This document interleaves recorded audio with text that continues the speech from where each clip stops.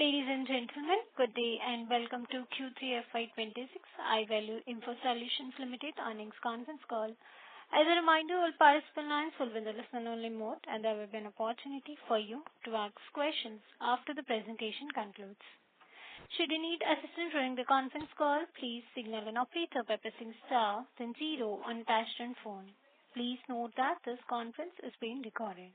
I would now hand the conference over to Mr. Prateek Jagtap from EY. Thank you, and over to you, sir. Thank you, Muskan.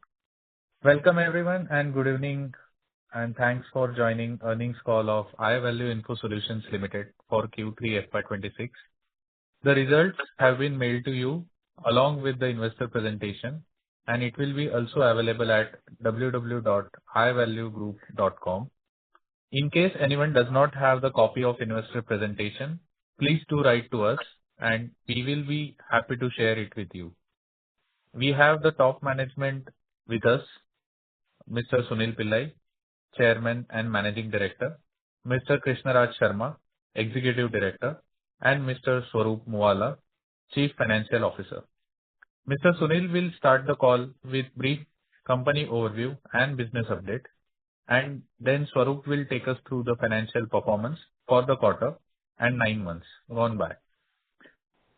Then we will open the floor for Q&A session.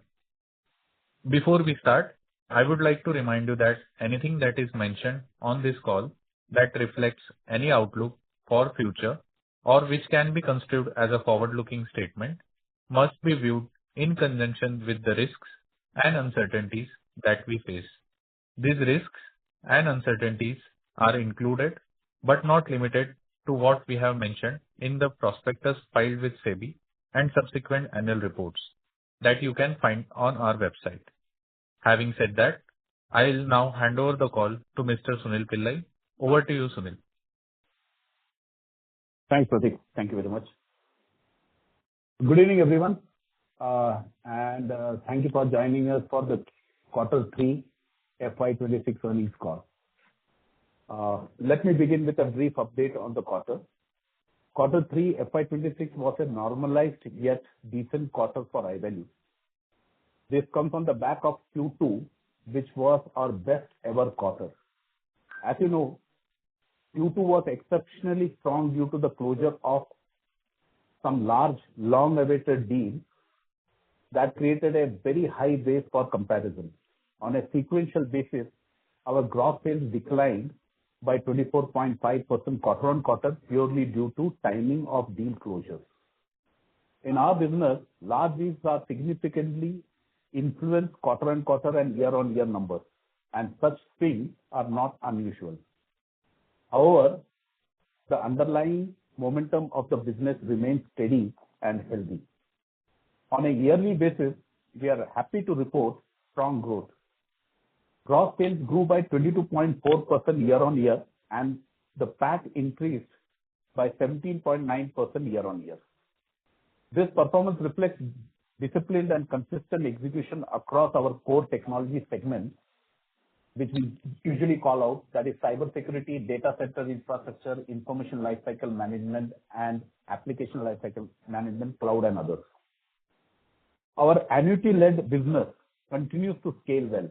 It grew 34.1% year-on-year in 9 months FY26 and now constitutes a steadily increasing share of our overall gross sales. This shift strengthens revenue visibility, improves stability, and enhances margin predictability. Renewals remained resilient during Q3, particularly across BFSI and government verticals. Our funnel continues to remain healthy, giving us good visibility as we move into Q4. We have continued to deepen our partnership with OEMs and system integrators. We have done business with 500 plus unique partners in this quarter. We are expanding our center of excellence and investing in pre-sales, post-sales, and service capabilities. These remain our key differentiators for us. They help us win complex multi-OEM solution-led opportunities and build long-term relationships across BFSI, government, healthcare, manufacturing, and enterprise segments. As always, our business follows a certain seasonal pattern. with H2 being stronger than H1. We continue to execute in line with that rhythm and remain confident about Q4. We reiterate to all of you our FY26 guidelines or guidance of around 18% gross sales growth and 20-22% PAT growth on a year-on-year basis. This is backed by steady execution, annuity scale-up, and strong OEM and SI program momentum. Having given that, if some of you were there part of my last earnings call, and if you recall, I would like to touch upon a new area of business that is opening up and which could prove for all of us a greater opportunity to address those.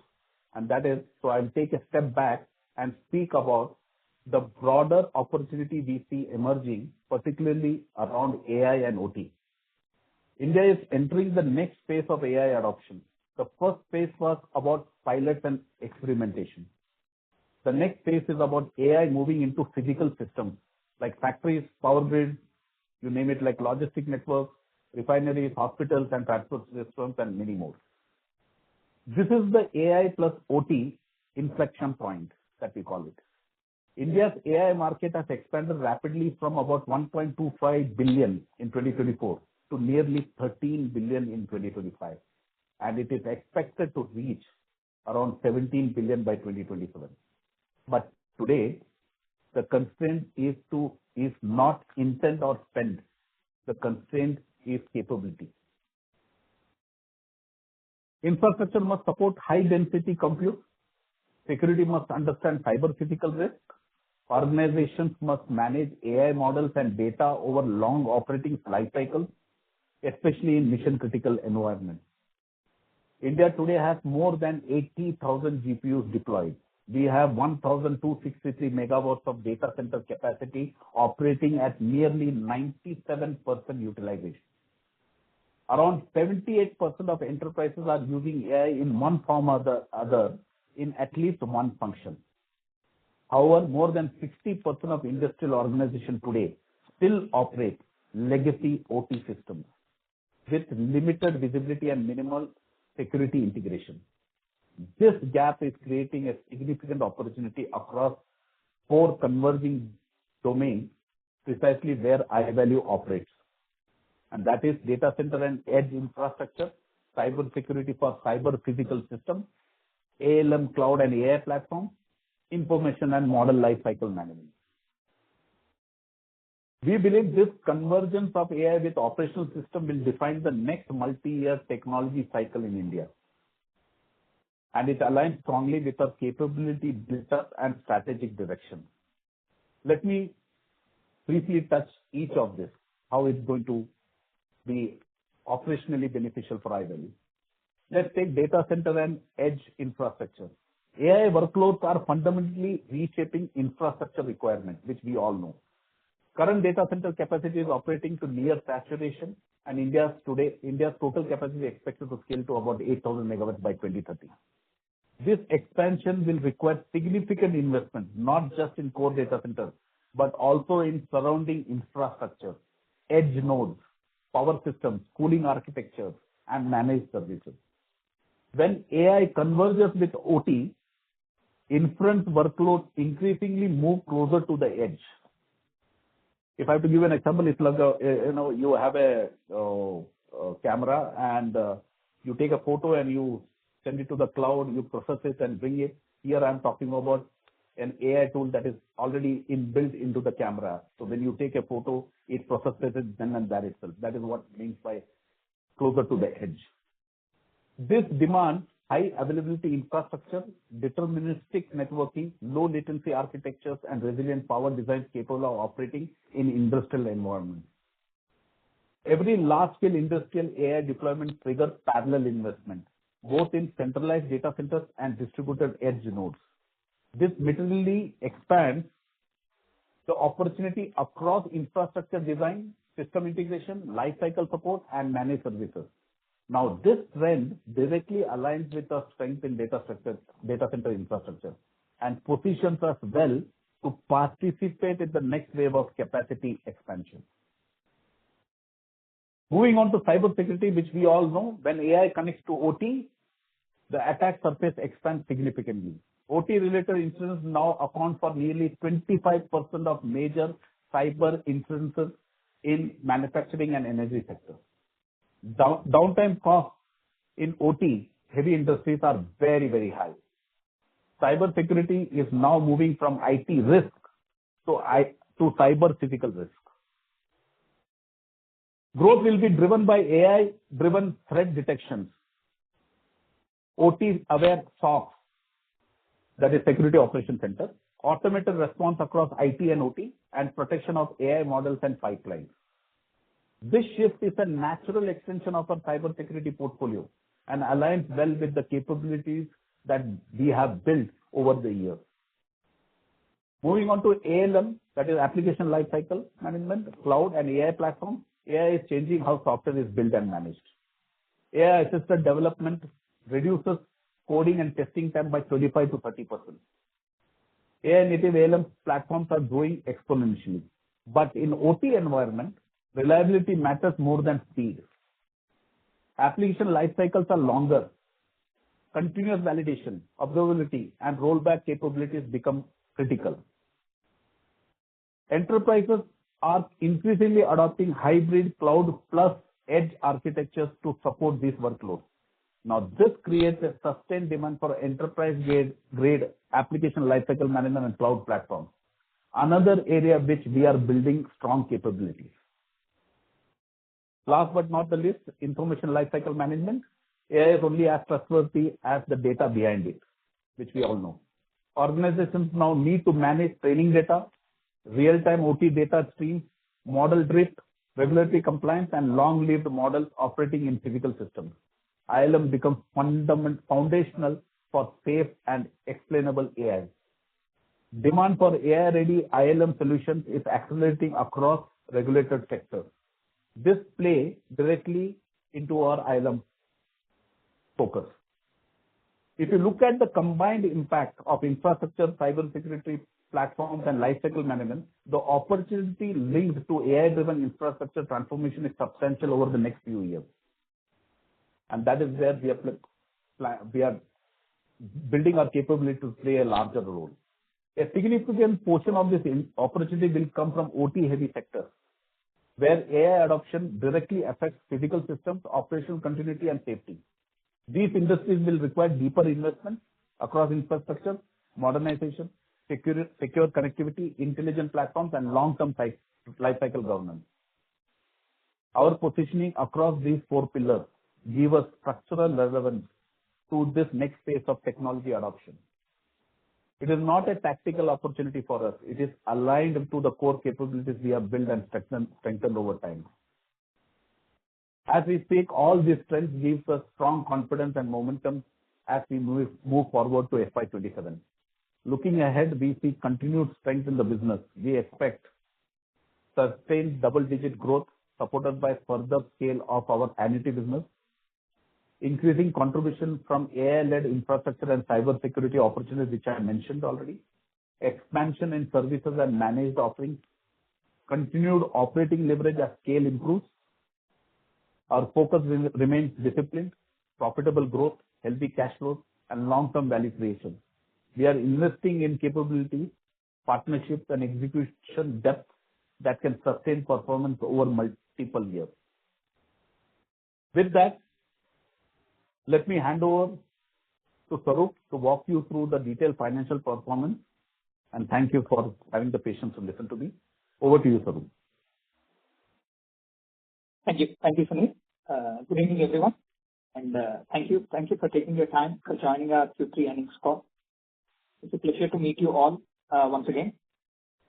Before we go into the detailed financials, highlights, and other things, I would just like to take a lead from what Sunil has spoken, and then talk about the nature of the business we do.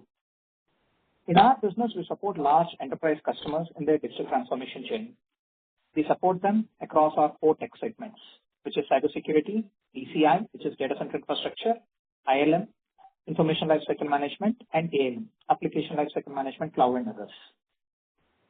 Given this nature of the business which we do, this is largely influenced by large deals.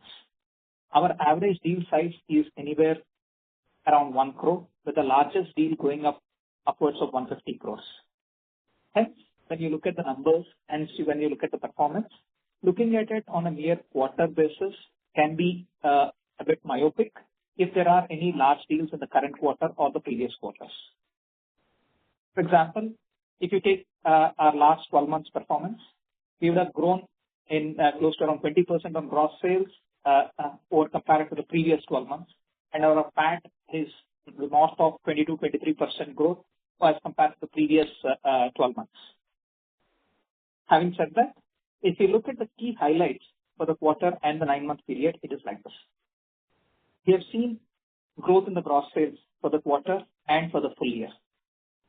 Our gross margins have improved by more than 50 basis points during the quarter as compared to the last year, and 65 basis points in this quarter as compared to the last quarter.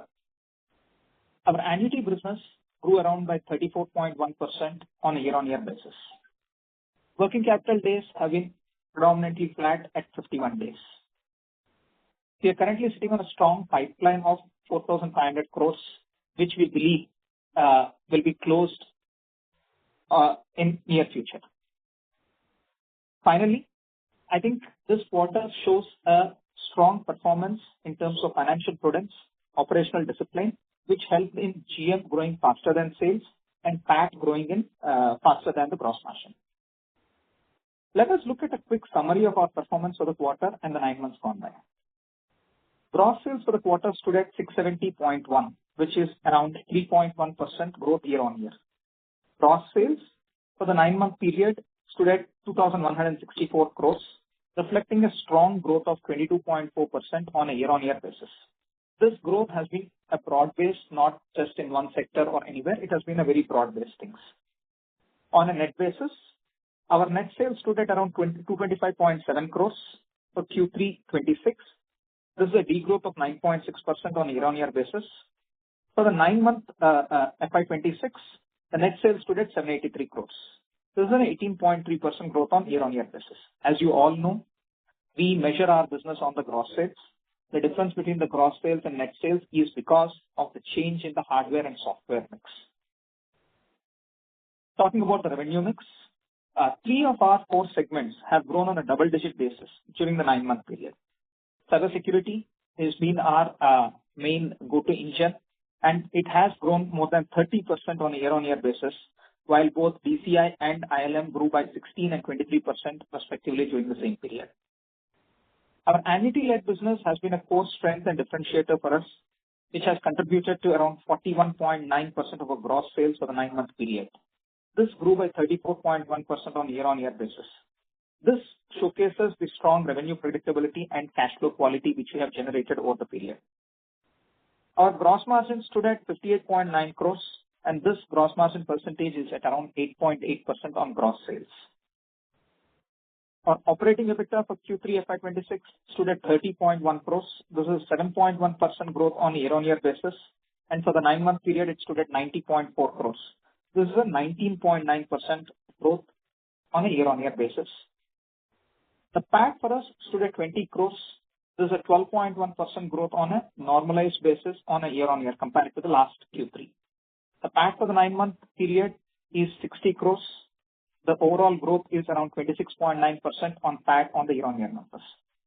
All these numbers which I mentioned with regards to operating EBITDA and PAT are before taking the impact of the labor code and the one-time tax benefit which we have got accrued in Q3 25 or Q3 last year.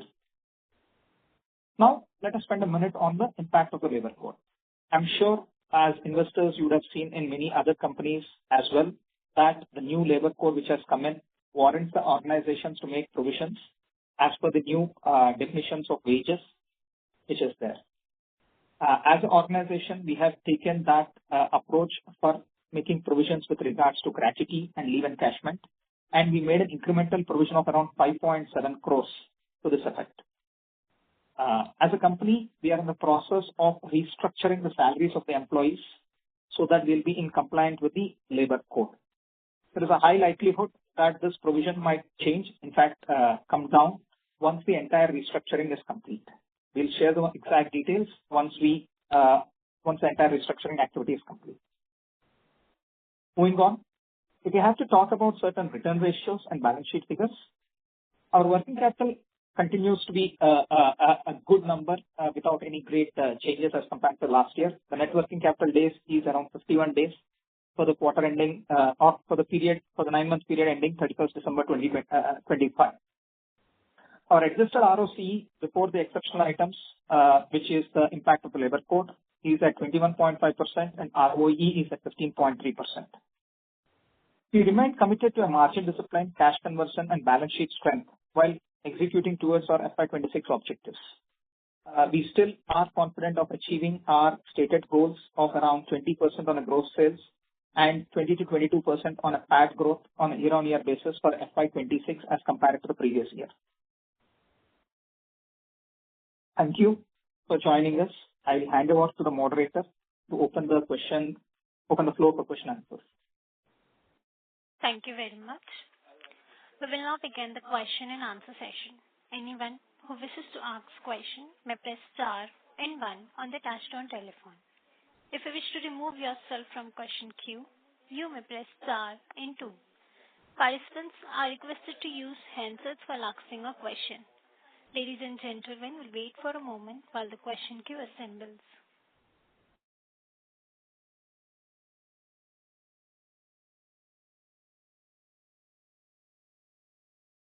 The first question is from the line of Vaidik Sarkar from Unifi Capital. Please go ahead.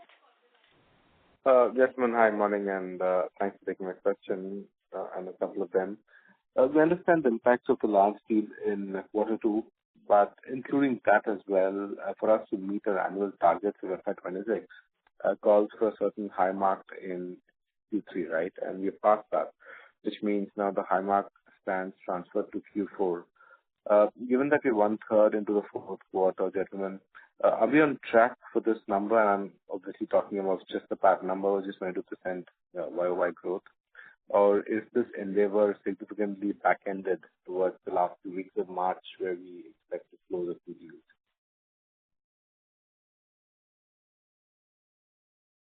Thanks, Vaidik, for that question. The way we see is like this: the number of amounts of bookings which we have, where the orders are in hand, which we are about to execute and deliver, and the amount of cases where we are highly confident on the orders coming in, probably in the next 3 to 4 weeks, and then delivering it by March. I think we are confident of hitting the number what we have stated. Right. So which means there still might be a tad bit of uncertainty in March if there are slight deferrals or delays at the client's end, right? I mean, I'm just talking of regular business cases. I mean, they're not in the bag, so as to say. A significant portion of the orders which we are looking at are already in the bag, and a few of them are still, we are working on them. So I understand. Our business model is like this. It is not that we will have the order book which for the next 6 months or 8 months up before itself. I understand. We do a lot of pre-sales work, and the pre-sales work which includes value addition to the customer, value addition to the system integrator in solutioning the deal and all that aspects which you are very well aware of. After the entire pre-sales work is done and we have the purchase order in hand, the delivery takes anywhere between 2 to 4 weeks, depending upon the nature of the equipment which is there, depending upon hardware, software, and all that stuff. So, given that, we are on track, is what we believe. Sure. Thanks for that. Secondly, Swaroop, on the annuity bit, how should we understand the profitability bit of this annuity? Can you just carve out the EBITDA, the EBIT margins of just the annuity run rate of our business? But it is like this, right? What is the annuity business which we are talking? The annuity business is the recurring nature of the business which we have. When we work with our system integrators and the end customers for any opportunity, the end customer will always talk to the system integrator on a total cost approach, the TCV for the next 5 years, 3 years, 7 years, whatever it is. But when we talk to our OEMs, when we talk to the system integrators, we also give them the quote on that aspects only for the total period which he is looking at. However, the system integrator in turn places orders on us on an annual basis.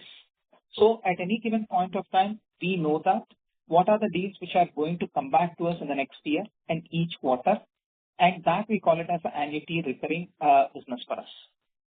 No, I understand that, Swaroop. So say, for example, stuff that you build in the third year, fourth year, because there's no fixed cost involved in selling or reselling that, I'm just trying to understand the margin profile of that particular business, right? Yeah, coming to that.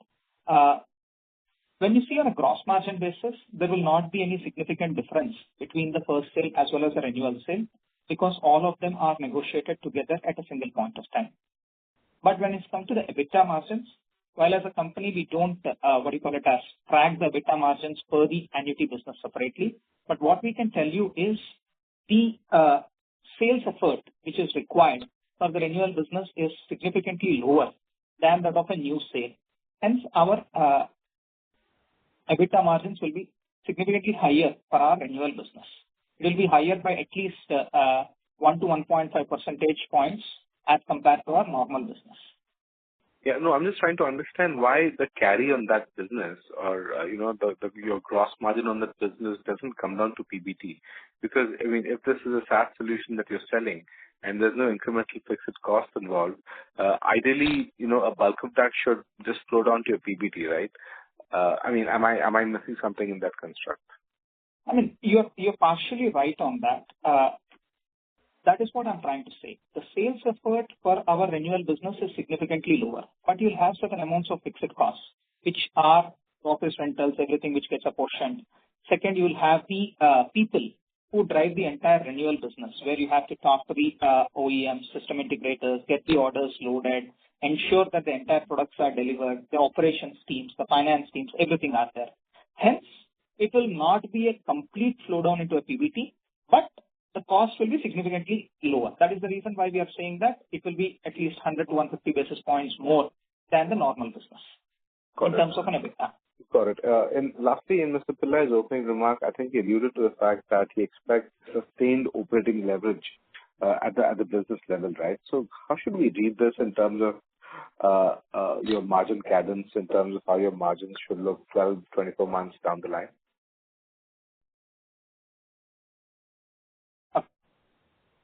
As we grow in size, operating leverage is something which we are seeing it. If you see in our this quarter as compared to the last quarter also, our operating EBITDA grew faster than our GM, and our PAT has grown much faster than our operating EBITDA. So operating leverage is something there, but this would not be a very significantly a different number. The way we look at it is, if we are able to achieve 15 basis points of operating leverage every year, that would be a right number for us. Sure. And in terms of the cash buildup that we have, Swaroop, I understand the working capital limit is only so much.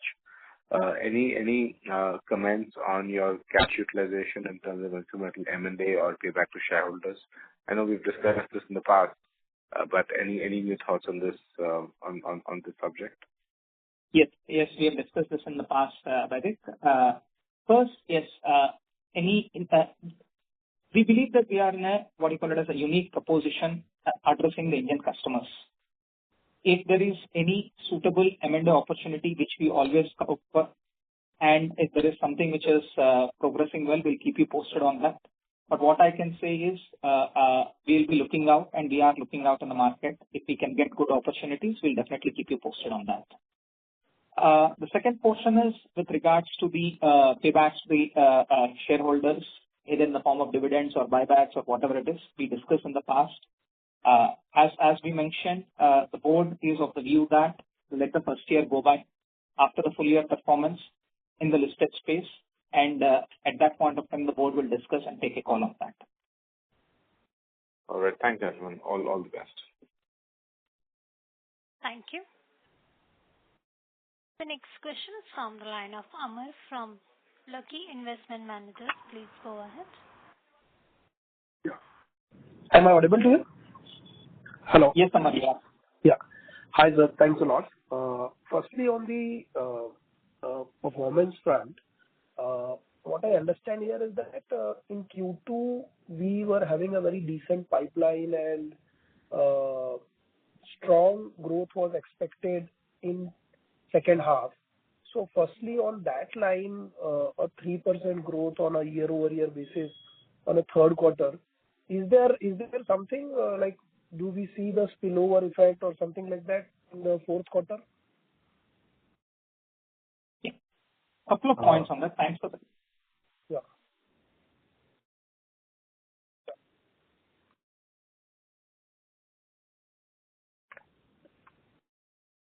Hello. Can I come in? Yeah, please. Yeah. Sorry. I thought somebody else was speaking. Hence. No. Yeah. Please, yeah. As I mentioned in my opening remarks, our nature of business, given the size of deals which we operate, ranging from 1 crore to 150 crores, it is always good for us if we look at the business holistically on a slightly larger period. 1 quarter, if you see it appears to be it is a flattish number, but if you see the 9-month performance, we are growing more than 22% on our top line and close to around 27% on the bottom line on a normalized basis. Generally, yes, our Q2s or H2s are much stronger than the H1s. This is what I have explained in my last call as well. This year, given the fact that we had a very large deal in Q2, we still believe that H2 is going to be better than H1, but it would not be in the same range as that of the previous year. If you see the previous year, almost 60% of our PAT has come in in the second half. This year also we see, we assume that it will be in similar lines. Okay. So what you're saying is basically the fourth quarter would be the bulkiest quarter for you in terms of to annualize growth number. Yes. Yeah. Yes. Traditionally, it has been like that. So hence we continue with that the same rhythm. Okay. And secondly, sir, in terms of the segmentation, like we talk about cybersecurity, data center, and you alluded that, this is like a multi-year tailwind kind of a sector for us. Typically, let's say in these two buckets, data center as a vertical, typically what is our product consumption in, let's say, 1 megawatt data center? What is the kind of software which we supply or the hardware which we'll supply will go into the 1 megawatt of data center? No, it is not priced that way. I wish we could do that. So typically, when we talk about what they are going to place in the data center, so with a 1 megawatt, I don't think even a GPU would work there. But what we do is that we have switching, routing, and all those things from a very large OEM, wherein a GPU comes, they are the most significant player there, and that's what we position, that's what we sell there. Okay. They are more relevant for a data center kind of a thing. We are not a generalist, as we told you last when in most of our discussion. We don't play in a normal data center space. We play in a large data center wherein typically GPUs are utilized. That is where we significantly play with the solutions that we represent. We are not in the lower routing switching space. Okay. So let's say now in a 1 megawatt AI data center, typically what would be like percentage of consumption of our hardware and software which will go into that? It all depends on what is the services this data center wants to provide to the market. Why I'm asking this? There is no standardization as such because it's all about the services that they render from their data centers. I mean, any number which you can give, like when we are talking about India becoming a data center hub, typically what is the range of services you give? And our portion, if you're asking me if I'm not risking my reputation, our portion should be about sub 20% overall. Sub 20% to the overall. Yeah, which includes software, hardware, and all the maybe a storage and everything. So ILM, cybersecurity, DCI, everything put together. Okay. And typically, what we supply the cabling, we supply the. No, we don't supply the cabling, sir. Then we do what all we do into the when you say storage, because storage. We do storage. We do a high-end server computing. We do that. We do what you call high-end routing switching. Okay. We do WAN off. Okay. And this These is kind of according this is according to you, the services you give is like 20% of the overall Yeah, it would be sub 20%, sir, to be very frank. Okay.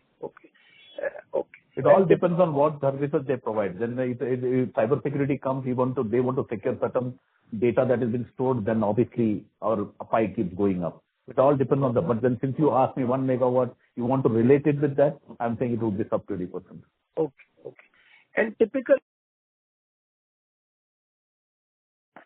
Thank you. Sorry, I lost you. Participant left the queue, sir.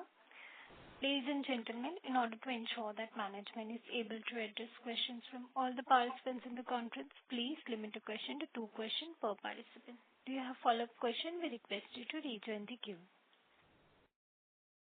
The next question is from the line of Savan Thakkar from Chris PMS. Please go ahead. Hi, sir. So as you mentioned the AI and cybersecurity space, and given on the lines of your last Concall when you mentioned 2,500 crore pipeline or funnel for Q3, how do we look about that after the fact and in the Q3 performance? And going forward, is there any figure that you can quantify given to this space, cybersecurity and AI? So Chris, right now as we speak, we have a funnel pipeline of over close to 4,500 crores. Okay. And can we? So that could be potentially some that will spill over to next financial year, and that could be or beyond that, and some of them will get closed in this quarter. But overall pipeline, if you're asking me, this is what it is currently as part of our qualified, proved, neat CRM. All right. Pipeline. Otherwise, you have many, like we can go up to 7,000, 8,000, but I'm just talking about the one qualified. Okay. And can we quantify in terms of what segments are we looking at on the pipeline side, like cybersecurity, AI, PCI? It is spread across, Chris, it's spread across all the 4 sectors or pillars of our offering. Okay. And given your segment on the AI tools, do we see or foresee any launch of any products or anything, any upgraded product that you can offer on the AI side of things? Yeah, to be very frank, Chris, we are definitely pursuing those kind of technology, and we know that AI has been very loosely being spoken about right now, while infrastructure is still far away from it. Today, if you want to adopt an AI, your infrastructure should support it. I think it is still being pursued by a lot of enterprises, but they are going for it, and we will be definitely ready by the time the market will blossom into it. So we are building our capabilities. We are looking at those kind of OEMs, and definitely we will be in that space. So in short, what I'm saying is that definitely we want to step on those pedals. Okay. Thank you, sir. Thank you for your time. Thank you. Thank you. The next question is from the line of Darshil Jhaveri from Crown Capital. Please go ahead. Hello. Hi. Yeah, hi. So sorry for the disturbance. Firstly, just wanted to ask, sir, in terms of, Q2 that you were saying we had a big deal, could we quantify that? Because I think in the last call we were mentioning, H2 is usually 60% of the revenue, and we had kind of, degrowth in H2 in terms of sales. So just wanted to, ask, how big was the deal, sir, in Q2? Thanks, Darshil. The Q2 one-off large deal was north of 150 crores, which we had in this. And second, coming to the second point regarding to the H2 numbers, we always said that H2 will contribute more than around 60% of our total PAT, and I think we are still saying the same thing. For the full year basis, if you look at H2 will contribute north of 60% of our, or close to 60% of our PAT for the full year. Oh, okay, fair enough, sir. And sir, with regards to in terms of FY27, what kind of guidance can we look at it, sir? Because FY22, you mentioned a very clear-cut guidance. So can we expect, a bit higher growth than FY26 because we have such a great pipeline? So any kind of color that you could mention in that, sir? So Darshil, thanks for that. As an organization, we don't give a forward-looking guidance for such a long period, given the fact that we are in the, what you call it as, fag end of FY26. We come out and then are giving the guidance for FY26. But having said that, you could have understood from the commentary made by us, which is Sunil, myself, in this conversations about the pipeline, about the opportunities which are shaping out, about the AI coming in, about our play around it and all that stuff, that the opportunities are looking bright. We would just say that and leave it there. Okay, so fair enough. And so just wanted to know, a bit thoughts on our trade receivable, like in terms of our gross sales also, it's quite high, right? So what are the steps are we doing to, kind of reduce that, and what can be a normalized number that, we can see? Because from what we can see, like it's like nearly more than a quarter's sale, right? So just wanted to know your thoughts about, our trade receivables, sir. So, Darshil, the way we look at is, given the fact that we are a technology aggregator where we buy on credit from the OEMs and sell on credit to the system integrators and the end customers, we always look at the holistic picture, which is the net working capital base, including the debtors, payables, creditors, and inventory. All put together, this quarter or this 9-month period, we have been stable on the, what you call it as, the receivables positions as well as the net working capital position. We are at around 51 days as of 31st December 2025. Oh, okay, fair enough. So yeah, I'll get back in the queue. I have more questions. Thank you so much. Yeah. Thank you. The next question is from the line of Karthik from RK Investments. Please go ahead. Hi, thank you for the opportunity. Actually, on the ground level, I wanted to understand when you deploy your security solutions, right? Are these enterprises asking for, what kind of security are they asking? Like, are they asking for data, data sovereignty? Basically, between inside the data center, there's a lot of data security risk. Are they asking for that, or are they asking for cybersecurity? What exactly are they asking at the ground level? Karthik, am I getting your name right, Karthik? Karthik, right? Yes. Yeah. Hi, Karthik. Sunil here. Yeah. See, there's a plethora of solutions that can be offered as cybersecurity. It's just not only concentrated to data centers. You have the edge. When I say edge, the laptops, the mobile. If you're in a critical mission environment, then your mobile, that everything forms part of IT.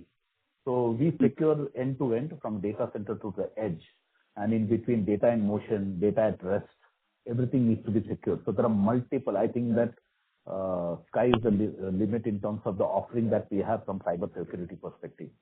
We have about close to, if I'm getting my figures right, about 70-75 OEMs in cybersecurity space alone. I see. So it's spread across, right? But even spread across. Suppose I focus only on the so because you started saying 80,000 GPUs. So let's say I want to focus on the data center because these GPUs are part of data centers, right? So is the security stack that you're building, is it like traditionally different from a regular data center? How is your? I'm just trying to understand what is the moat here, right? Like how is this security solution drastically different from traditional data centers that we had, and what are those solutions that gives you an edge over what solutions we had earlier? I get your point, Karthik. So Karthik, it is like this, if you ask me, traditional data centers were CPU based, and then the infrastructure that was required, or the networking that was required, the cooling that was required, the architecture that was there available, what for a normalized data center is to be, that's what we have seen and heard about. With GPU coming in, the underlying, the network changes, the routing switching changes, the infra changes, the cooling changes, everything changes. Now, not many data centers are, they are all gearing up. If you see, I don't want to take the names, but then some of them that they are building their data centers based on only GPUs and not on the traditional data centers. Having given that, it is all about the data that they are processing in their data centers, holding it. Okay, that all needs to be secured. That is where our cybersecurity solution comes in. And if you see, most of the OEMs that we represent today are also those level of data center readiness they have shown. That means they are AI ready. They themselves have built a lot of AI tools within their security solutions, which can give you a real-time data about what next steps to be taken, what is happening in your network, what provisional steps you should take in terms of protecting yourself. So all those things. So if you ask us, currently our data from a security OEM perspective, they are all AI ready cybersecurity solutions that we have. Okay. Yeah, thank you. And just one last question. You mentioned voting. You to rejoin the queue, please. Okay. Yeah. Thank you. Thank you. Sorry, Karthik.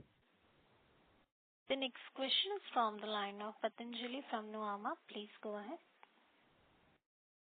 Hi, can you hear me? Yes, sir. Yes, we can hear you. Yeah. So when I look at this application lifecycle management segment, right, it has witnessed significant decline on both in 3 months Q3, 3 months of Q3 and 9 months FY26. What is the reason? Any structural changes? What has happened? If you can just throw some light on that.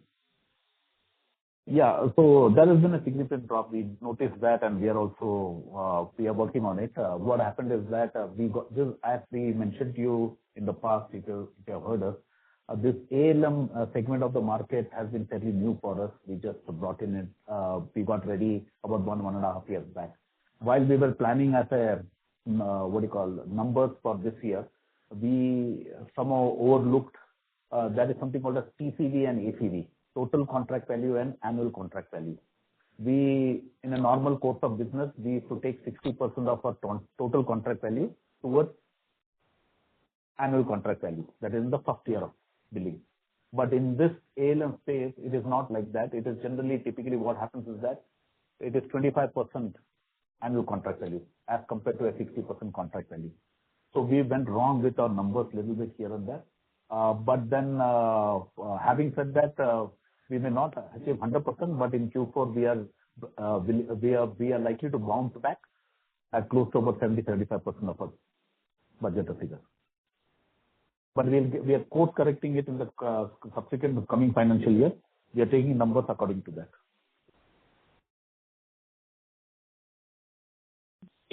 Yeah, that's it. So does that answer your question? Yes. Thank you. The next question is from the line of Nikhil from Kinzuna Wealth. Please go ahead. Yeah, thank you for giving me the opportunity. So my first question is when we say that we have a pipeline of 4,000 to 5,000 crores, so how much is our win rate in that pipeline? Even in the past, there must be some kind of trend. Thanks. Nikhil, yeah, sorry. Go on, sir. Thanks for the question, Nikhil. The pipeline, what we see is the amount of opportunities which we are looking at this point of time actively. This is a very clean pipeline, as Sunil has mentioned. In addition to this pipeline, we also will have new deals coming in, new opportunities coming in because of our extensive relationships with the end customers, system integrators, and the OEMs. So if you see the win rate, traditionally the win rate has been around 30-35% if you see it. This plus the actual renewal business which is there, plus the new business which is there, all this put together, we believe that there is a high likelihood of the performance being in line with the market. Okay, sir. Thank you for that. So my next question is on if we compare it from gross billing to revenue. So we have seen that revenue as a percentage of gross bills, it has been kept on declining. It was 44% in FY23, and it has been declining 3Q FY25, 2Q FY26. Now we are just 33.7% of the revenue for the gross billing is just 33.7%. So is there like our software services and allied support business, is that getting lower in the whole billing mix and we're doing more of a hardware working? And if that is the case, sir, what are the kind of margins that we do on the hardware and the software side of the business? Nikhil, just let me understand your question correctly. You are telling me that my net revenue as a percentage of gross sales has been coming down. Yes, sir. Right? Yeah. Yes. Actually, I don't have the data. I'm going with what you are saying it. If that is the case, the interpretation which you have taken is completely opposite. If my net revenue as a percentage of my gross sales is coming down, my software revenue is actually going up. Because the net revenue consists of the entire hardware revenue plus the gross margin of the software revenue. If this as a percentage of my total revenue is or total gross sales is coming down, my software and support revenues are actually going up. That is point number one. Point number two, with regards to the take rate, as we have mentioned in our previous calls as well, when our sales team go to the end customers, goes to the system integrators and work with them, they do not differentiate between hardware and software. They understand what is the requirement of the customers and provide a solution accordingly. And the margins are also negotiated on that. Hence, in any given deal where there is hardware and software, the margins are pretty much equal for the entire deal. Margins vary for us on a deal-to-deal basis rather than hardware to software and other things. You said that helps. Thank you for that. So that's it. So that's my those are my questions. Thank you. Thank you. Thank you. The next question is from the line of Prakshal Jain from Lucky Investments Managers. Please go ahead. Yes, thank you for the opportunity. My first question is that in our pipeline or order book, is the segmental split vertical-wise between cybersecurity, ILM, data center, ALM, is that similar to what the revenue has been so far?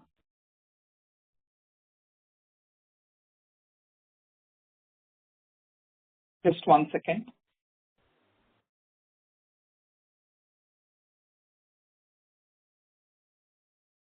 What's the matter? Sorry. I had some disturbance, so I'm just waiting for the disturbance to go. Yeah, Hello? this is Krishnaraj here. This is Krishnaraj here. Just to answer you in general, traditionally the cybersecurity is been the highest contributing technology bucket for us. So I'm very sure you look at the funnel what we have. It tends that the similar contribution would be there in the funnel which we are pursuing to. You can add Swaroop. I just filled in for you. Yeah, thanks. If I see the numbers which I have around out of the 4,500 crores, or we have close to around 1,800 to 2,000 crores of it would be cybersecurity for us, the funnel which is there. And the rest are amongst the other three verticals, which means that broadly these are in lines with our the revenue mix. Revenue mix for us for cybersecurity is around 50%, and funnel is almost around 40-45% or so. Hence it is broadly the same number. Understood. And fair to assume that the software gross margins between the different segments are largely similar? As I mentioned in my previous question, the margins for us are negotiated on a deal-to-deal basis. And a deal consists of one or multiple segments in it. A deal can have multiple OEMs, both of hardware and software, spreading across multiple tech segments, including cybersecurity, ILM, DCI, and ALM, etc. Hence, the margins are on a deal-to-deal basis. It would not be right for us to compare the margins on a segment-wise or hardware versus software-wise. Understood. Got it. Yeah. Thank you. Those are my questions. Thank you. The next question is from the line of Rajakumar Vaidyanathan from RK Investments. Please go ahead. Yeah, good evening. Can you hear me? Yes, Mr. Rajkumar. Yeah, thanks for the opportunity. Sir, sorry to labor on that question on your Q4 expected performance. So the question is, you guided for 20% growth on the bottom line. So if you look at your FY25 numbers, and based on that, looks like you have to repeat whatever bottom line you have done for this 9 months, that will get repeated in Q4. That's what I understand. That's the clarification. So just to, again, expanding on the same question, I just want to know what is the lever that is driving the bottom line in Q4? Is that the rebate that you're expecting from OEM, that is what will drive the bottom line performance, or there will be also a revenue driver as well in Q4? Great, Rajkumar. Thanks for that question. What we have said, or what Sunil has said, is we are talking of around 20 to 22% growth in the PAT for the full year as compared to the previous year, which means that the PAT we are looking at is somewhere between 103 to 105 crores, which means that this number is on a normalized basis without taking the impact of the labor code in it. On this basis, if we are looking at anywhere around 43 to 45 crores of PAT for this period. Last year, same period, we did around 36 to 37 crores of PAT, which means that we are looking at a 20% growth in PAT in the Q4 as compared to the previous year Q4.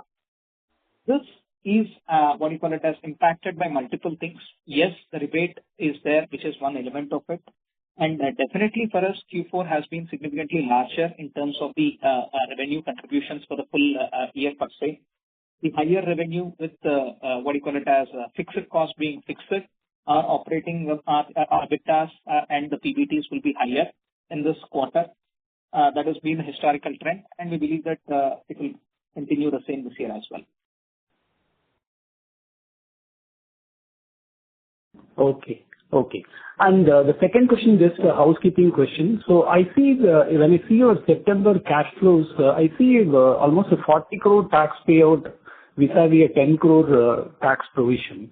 So what is driving this higher tax payout? Is it due to higher TDS by customers, or is there something else that I'm missing? Sorry, can you repeat that question? No, I'm looking at your cash flow statements that you have given in your September financials. So there I see under the taxes paid line item, you have paid almost 42 crores of taxes. And whereas I see your tax provision for 6 months, it is only in the range of 10 to 12 crores.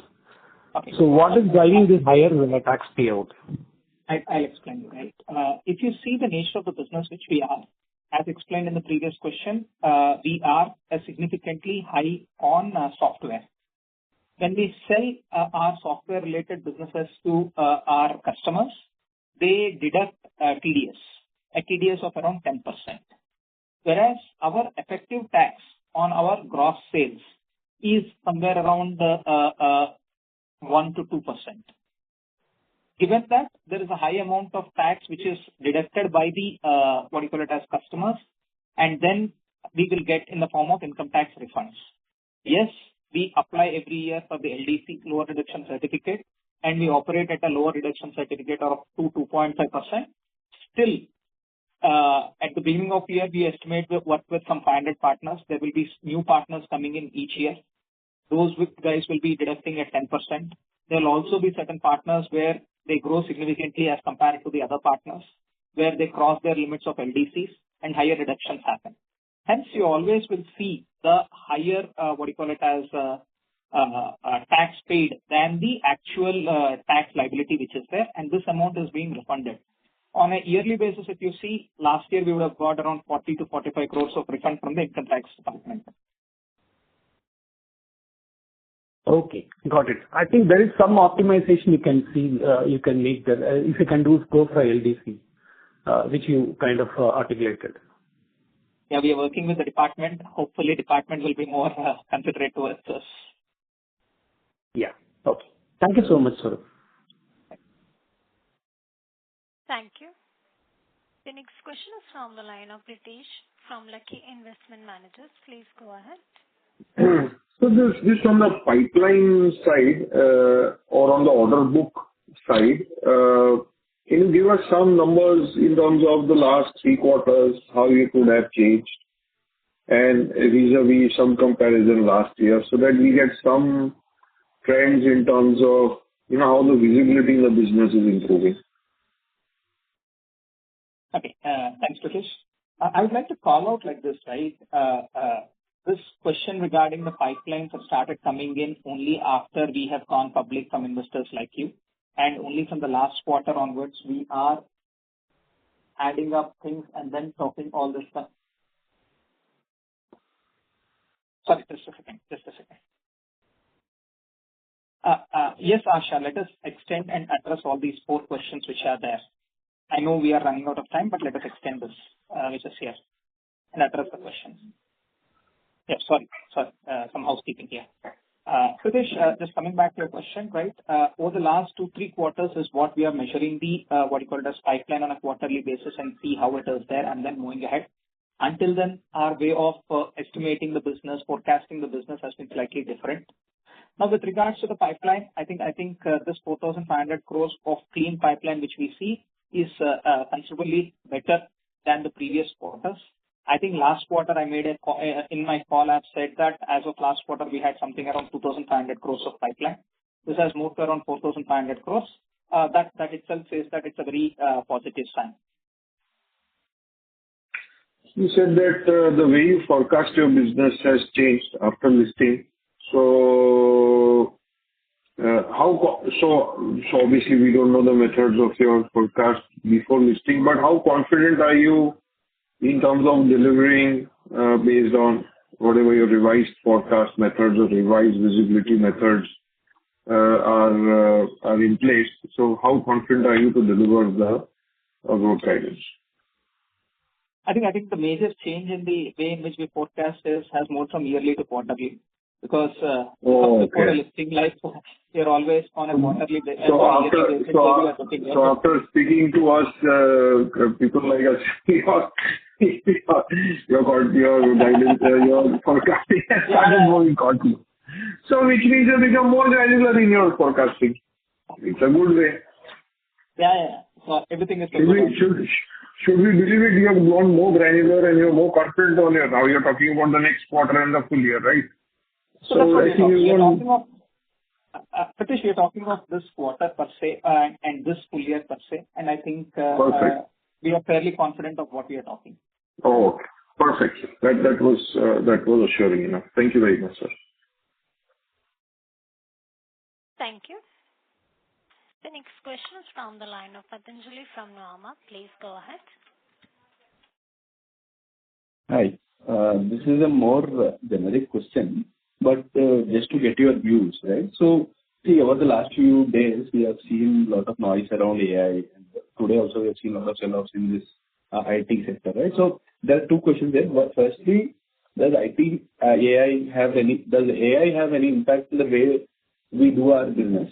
And secondly, if there is no use case if the use case for the system integrator itself goes away, does Ivalue have any use case?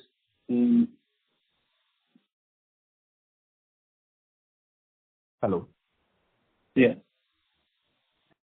Yeah. So if you're asking that, is it an opportunity or is it a risk or a threat? Right now, as we speak and as we envisage the way the AI, the shift is happening, we consider it to be an opportunity for us. That is what I called out in my opening statement, and where I covered each of our pillars and how AI is actually being an opportunity for us going forward. So that is, I consider it to be a new segment of market that would be opening up. And we enjoy actually going and selling deeper into the same segment of the customers that we have already sold. We already have an established relationship. When they start adopting to AI and all, our significance further enhances with them, and we love that opportunity that is waiting for us. So we consider it to be an opportunity, Chief. Whatever is happening in the AI segment, it just opens up new Pandora's box for us.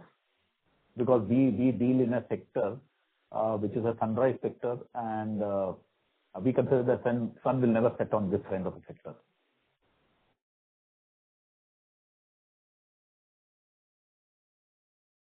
But so many of the products that you suggest to the clients, right, they are developed by the system integrators, right? So if AI is doing that job, what is the use case for Ivalue? That is the question. If AI can self-suggest products for the client's use case?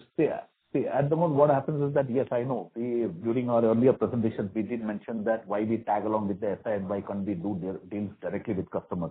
The reason being that the SI develops the application for them and we go and skirt around with our solution around that application to protect and all.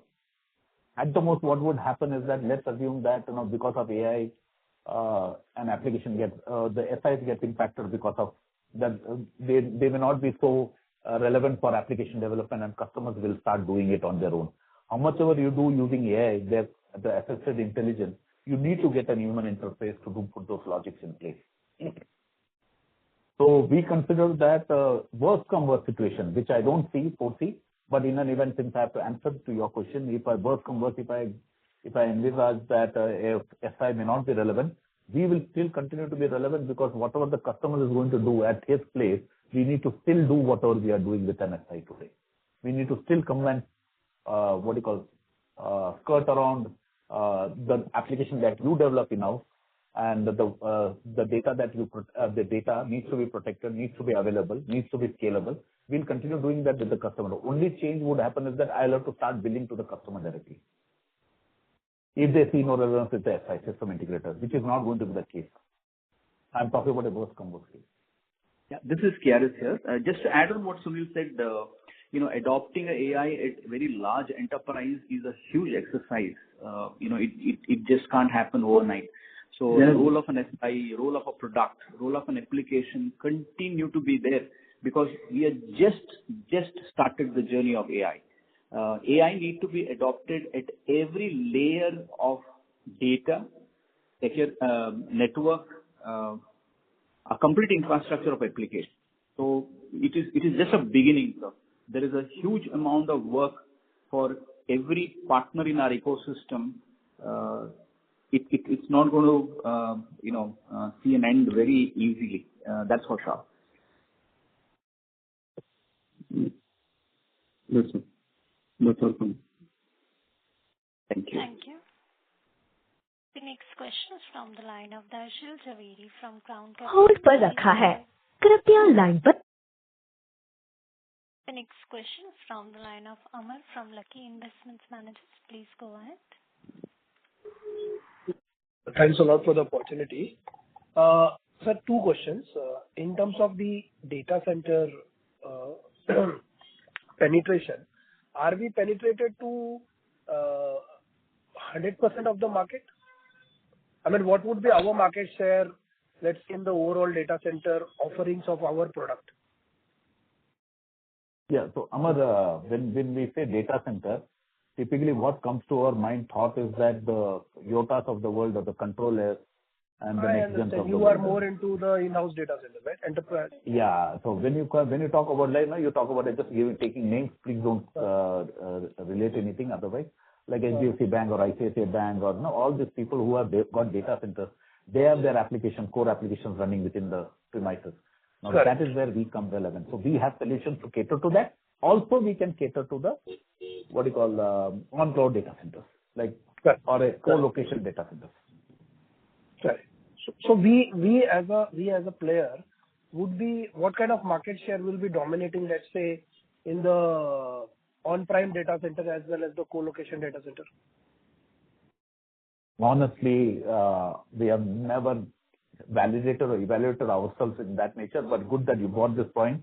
I'll make a note of this. Probably next time when we have this call, I will ensure that we give you some pointers around this. Okay. Second question is, sir, of your cybersecurity business, how much of your cybersecurity business is linked with your data center offering? See, most of our cybersecurity solutions are in a blended model. It is data center as well as all those assets that connects to the data center.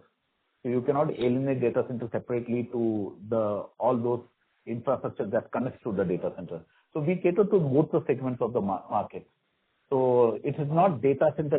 When we say it, the cybersecurity solution is separate. If you see that the pillar of cybersecurity is separate from the data center. When we come to data center, we call it an infrastructure, and that is where the DCI space that we talk about. sense, you should look at it little alienated. But if you're going to relate cybersecurity to only data centers, it is difficult now. How do I answer that? Okay.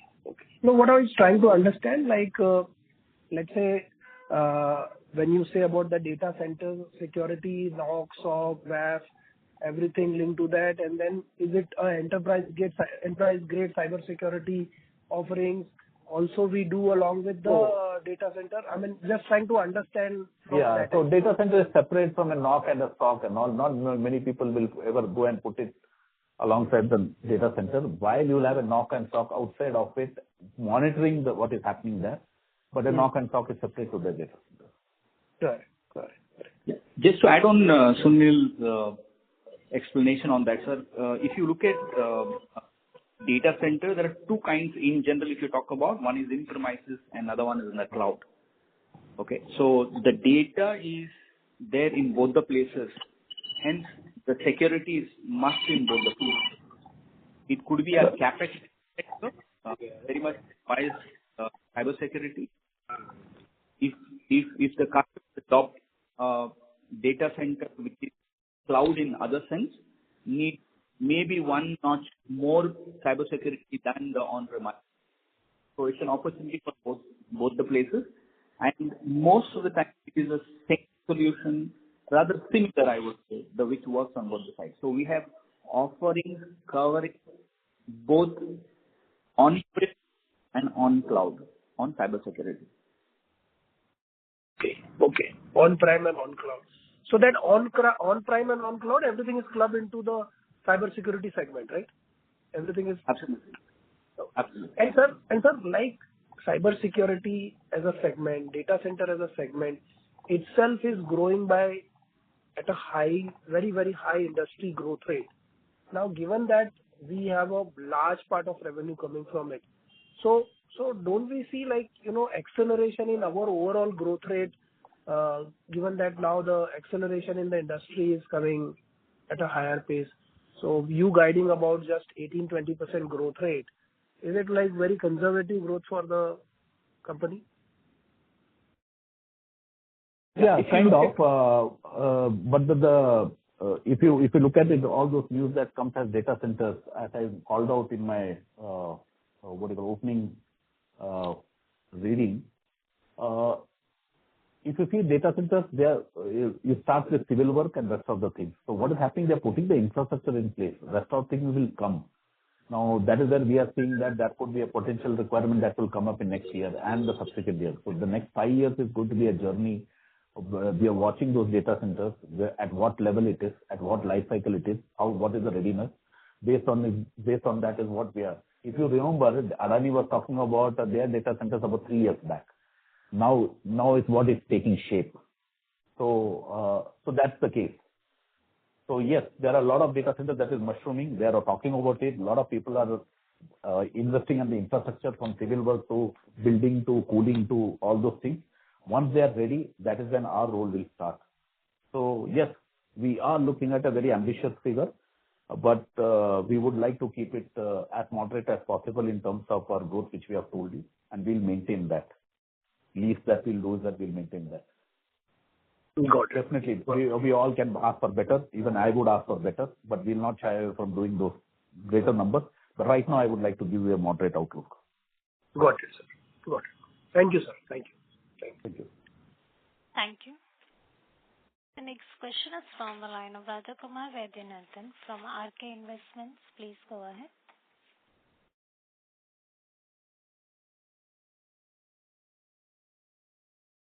Hello. Yes, Raj. Hi, good evening. Yeah. Thanks for the follow-up. So just two questions. The first one is, do we have any reseller arrangements with any of the OEM folks? Sorry, can you repeat that? No, do you work with any of the OEM folks on the reseller arrangements, particularly in the software side? Do we have any tie-up with folks like Microsoft or Adobe of the world? We majorly focus our activities around the four tech segments which are there, which are cybersecurity, data center infrastructure, ILM, and ALM. We have relationships with more than 100 OEMs, and 70% of our business is software in nature. Does that help, Mr. Rajkumar? Yeah. Raj, to your question, if straight answer is that no, we don't deal with Adobe and Microsoft. Okay, as got a it. reseller. That's what I As a reseller, definitely Yeah. not, nor do we have a distribution agreement. Okay. Yeah, just one more question. So I just want to know what is your take on this Anthropic plugin that was released recently? Will it be a headwind or a tailwind for you? I would consider it as a tailwind because we are not into LPO service, legal processing, but it's a good opportunity. I'm not saying against any lawyers and all, nothing is going to be taken away from them. But I know that if the customers on their own start generating these kind of contracts and they're going to put an LLM around in their network, it's a greater opportunity because you need to protect those contents, what you create. Okay. And I don't think everybody is immediately going to move to that because I don't know whether you are aware, whatever you try to call out from this chat GPT or the name that you mentioned, all those content, when they give and you use it, you have no IP around it. They can use that for any other. So I don't think so anything is going to move quickly. But if you ask me in future, would it? Definitely people have to get used to it and they will definitely going to move into that. At least people like individuals like us, probably we may try to use it. At least for a discussion purpose. Okay. So it's a tailwind for Ivalue. Yeah, it would potentially become a tailwind for us. But I don't think lawyers or solicitors would like to use it too much. Yeah, got it. But I would consider that this is good for the vernacular medium people who have done their lawyers and all the lawyership and all, because they will find it very easier to convert into and convert it in or transcript it into English. Yeah. Okay. Thank you so much. Thank you. The last question is from the line of Concall from Alpha Alternates. Please go ahead.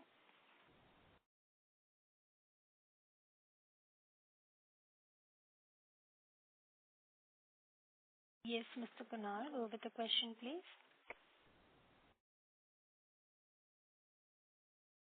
If that was the last question for the day, I would now hand the conference over to the management for the closing comments. Over to you, sir.